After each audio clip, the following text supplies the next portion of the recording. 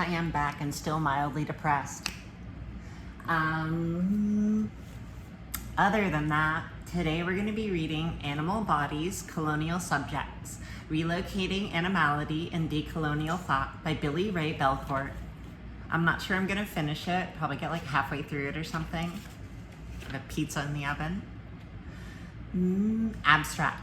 In this text, I argue that animal domestication, speciesism, and other modern human-animal interactions in North America are possible because of and through the erasure of indigenous bodies and the emptying of indigenous lands for settler colonial expansion. That is, we cannot address animal oppression or talk about animal liberation without naming and subsequently dismantling settler colonialism and white supremacy as political machinations that require simultaneous exploitation and/or erasure of animal and indigenous bodies.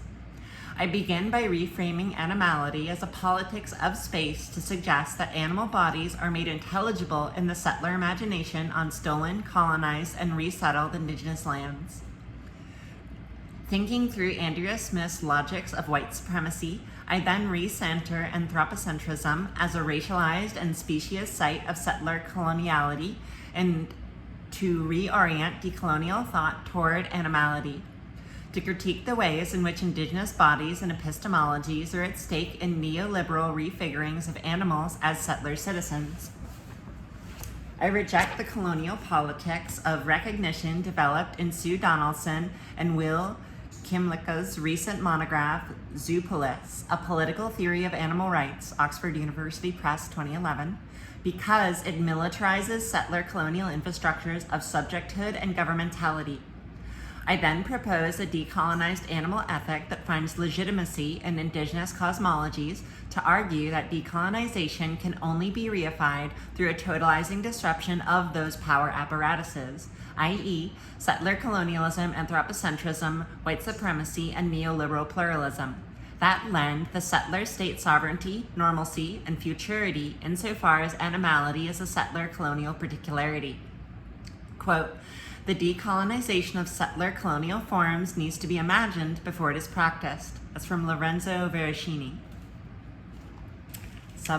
Subheader, Introduction, Critical Animal Studies and Decolonizing Decolonization. It is my contention that critical animal studies and mainstream animal activisms have failed to center an analysis of settler colonialism and therefore operate within, quote, the givenness of white supremacist settler state. This theoretical absence is thus a form of colonial violence wherein indigeneity is invisibilized, wherein the indigenous body is remade into a site of modern impossibility to make possible the reshaping of animal subjectivities as settler colonial imaginaries.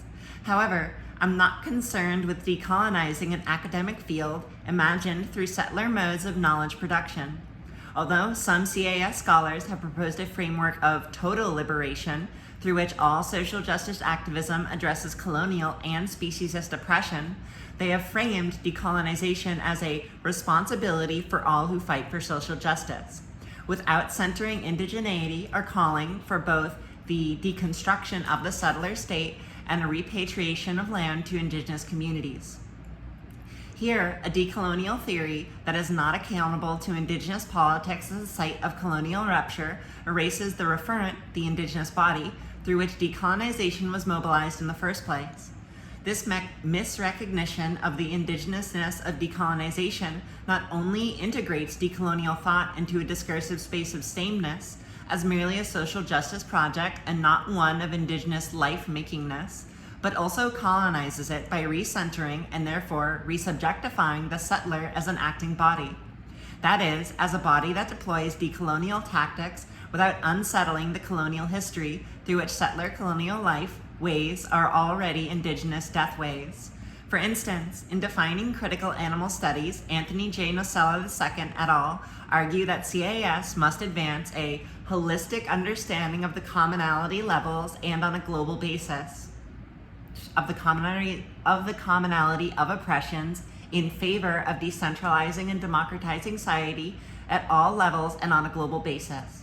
This rendering of oppressions as commensurable, however, obfuscates the singularity of settler colonialism insofar as its irreducible elements are the disappearance of indigeneity and the sediment of settler lifeways as normative. That is, decolonization wants something different than other forms of justice, and it is far too often subsumed into other civil and human rights-based social justice projects. Further, Nocella II's animal ethic as an ethic that democratizes nonetheless secures settler sovereignty by merely making the settler state less oppressive, if that's even possible, and is thus antithetical to decolonization. Lesser evilism is not decolonization.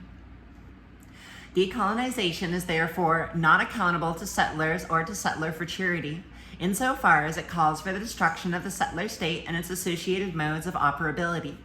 In other words, decolonization does not exist as a process through which settlers are encouraged to participate in self-transformation. It's not a politics of allyship, nor is it a generic term for struggles against oppressive conditions.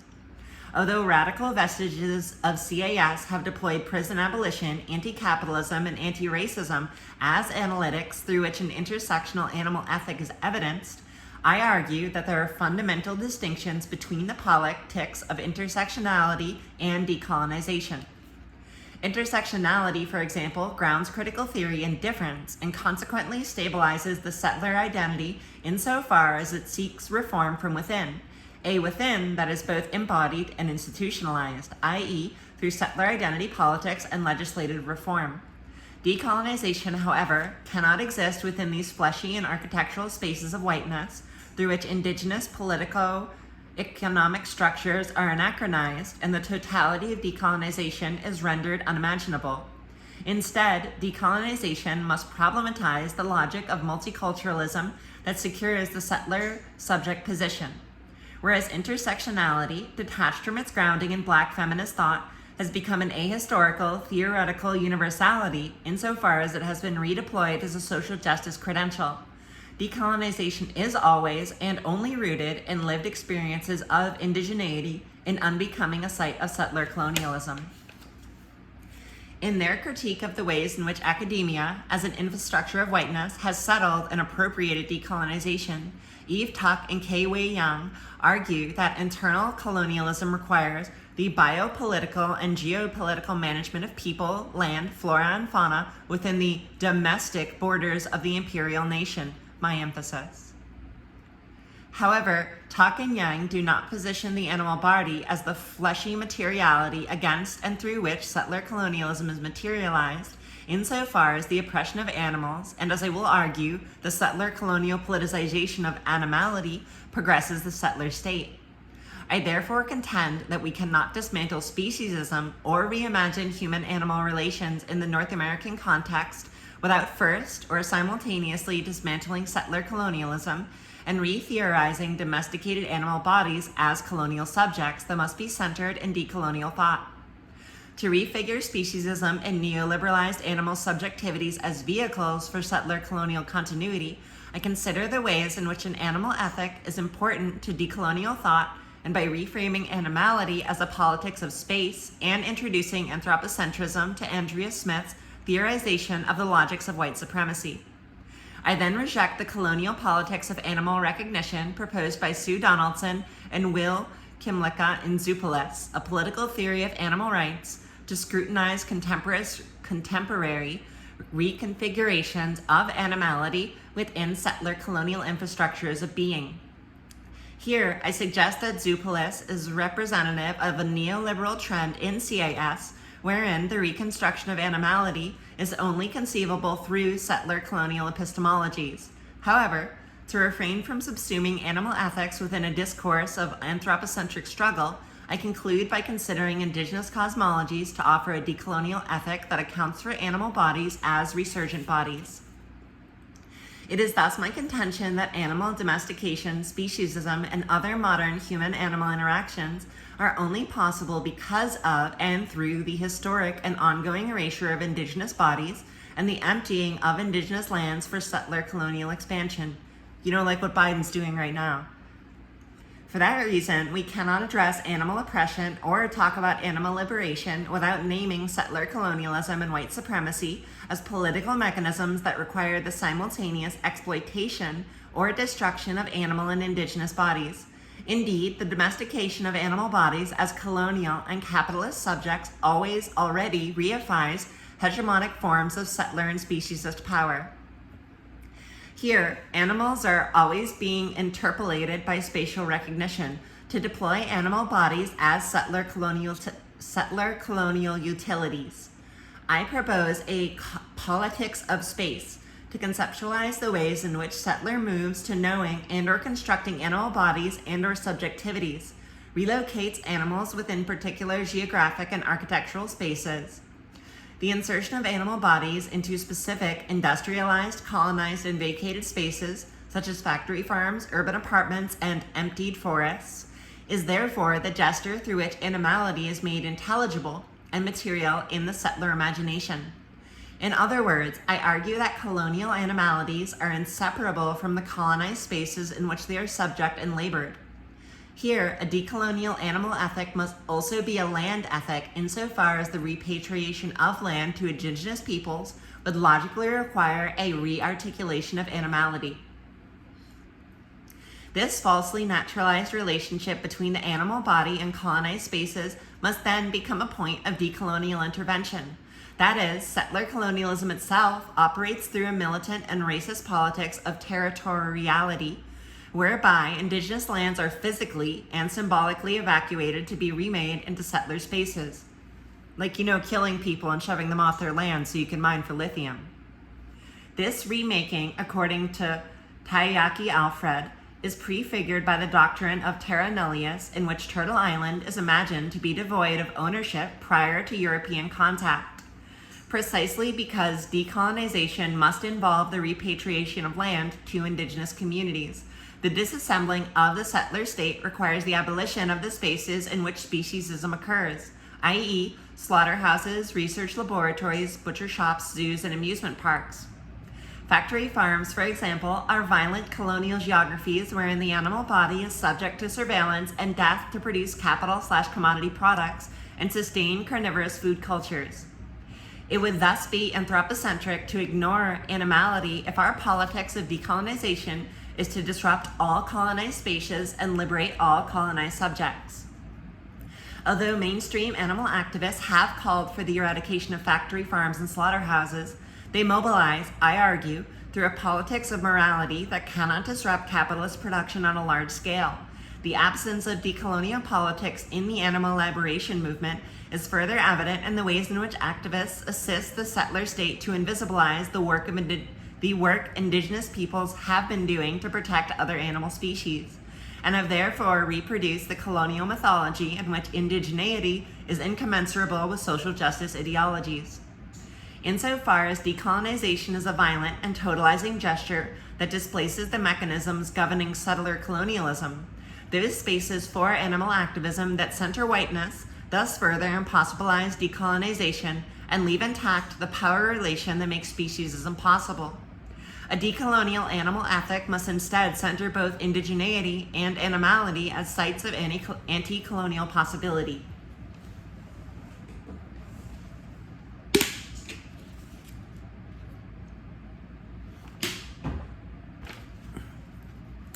Two, anthropocentrism, settler colonialism, and white supremacy. In Indigeneity, Settler Colonialism, and White Supremacy, Andrea Smith argues that three primary logics of white supremacy are slaveability, anti-black racism, genocide, and Orientalism, which anchor capitalism, colonialism, and war, respectively. Smith later suggests that the consequences of not developing a critical apparatus for intersecting all the logics of white supremacy is that it prevents us from imagining an alternative to the settler, colonial, and racial state. To document the colonization of animal bodies, I suggest that anthropocentrism is the fourth logic of white supremacy. According to, I wonder if they're gonna touch on how it's like an anthropocentrism of like dehumanizing or like de-anthropocizing non-white people. According to Donaldson and Kimlicka, anthropocentrism is a moral theory that takes humanity as its standard. That is, it is the making of humanness that circumscribes the essence of being human or of humanity. This rendering of humanness as the objective subject position is, however, a speciesist and patriarchal project when personhood is secured as that which relates to man and mankind. Anthropocentrism, I argue, is therefore the anchor of speciesism, capitalism, and settler colonialism. This logic holds that settlers, as reifications of whiteness, are always already entitled to domesticated animal bodies as sites of commodity/food production, eroticism, violence, and/or companionship. A reality that is possible because of a history of animal injury and forced human-animal proximity. Just as Smith's original logics intersect through deployments of settler sovereignty and racism, it is my contention that speciesism intersects with the logic of genocide to secure a capitalist project of animal agriculture that requires the disappearance of indigenous bodies from the land. If settler colonialism is to remain both territorially acquisitive in perpetuity, acquire things forever, and the only positionality through which a body is entitled to politically act against or through animals, then the animal body must always be interpolated as colonial subject, that is, as a body subject to settler colonial misrecognition. Anthropocentrism is then a politics of space whereby land is commodified and privatized for animal agriculture. Although this unsustainable food system uses approximately 30% of the Earth's land mass and accounts for nearly half of all water used in the United States. Decolonial thought has yet to deconstruct the settler, colonial, anthropocentric, and capitalist logics governing animal agriculture that assume the